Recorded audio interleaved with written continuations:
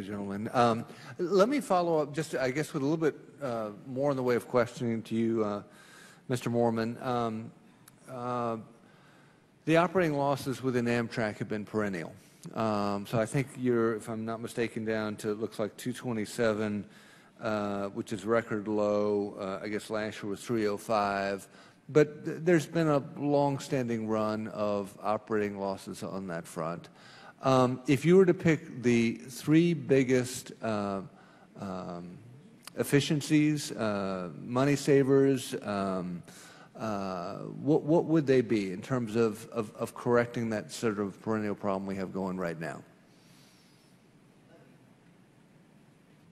Let me first say that the way that I and my co-CEO view Amtrak is we're a company, we're a corporation, we're effectively a government contractor, and over the past 40-some years. But in fairness, if you were a business, you'd be out of business on that basis. I mean, you're subsidized by federal government, et cetera. And what I was going to say is we effectively are a government contractor, and we carry out the wishes of the U.S. government in terms of passenger rail transportation, and the government's position over the past 46 years that it provides an essential service, and someone needs to do it, and that's Amtrak.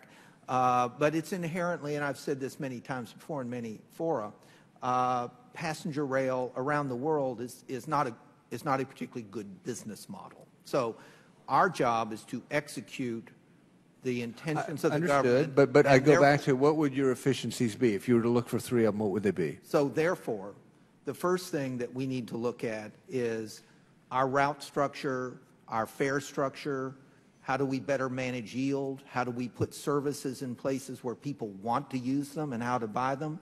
And that's, I got it, but again, I only got a couple minutes. I want to get specific with you. So what would you do? I mean, those are generalities. I understand. Well, what would you do? If you raise fare structure, you're probably going to lose more money and lose ridership, right? So that's probably off the table. We're not sure, but let me answer that and say we're not sure of that, because Amtrak has not really done the kind of job in looking at fare structure, looking at revenue management, looking at yield management.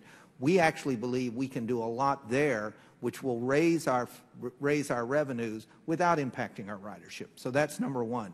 Number two, we are scrubbing everything internally in Amtrak in terms of looking at our organization, our headcount, our procurement policies, and all of those are ongoing. Fair enough. Yeah, but why? I mean, you all lose big money, for instance, on meal services, as I've seen. If that's the case, how is that being scrubbed? Yet I mean, consistently lose. Well, all I can answer for is what we're doing now.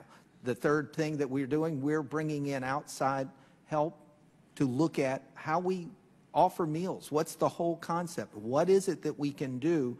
Given that the Congress has mandated reduce the losses on meal service, but at the same time has mandated we can't do anything about labor costs. So that puts us in a position where we have to be very creative. If you had the choice, what would you do on labor cost?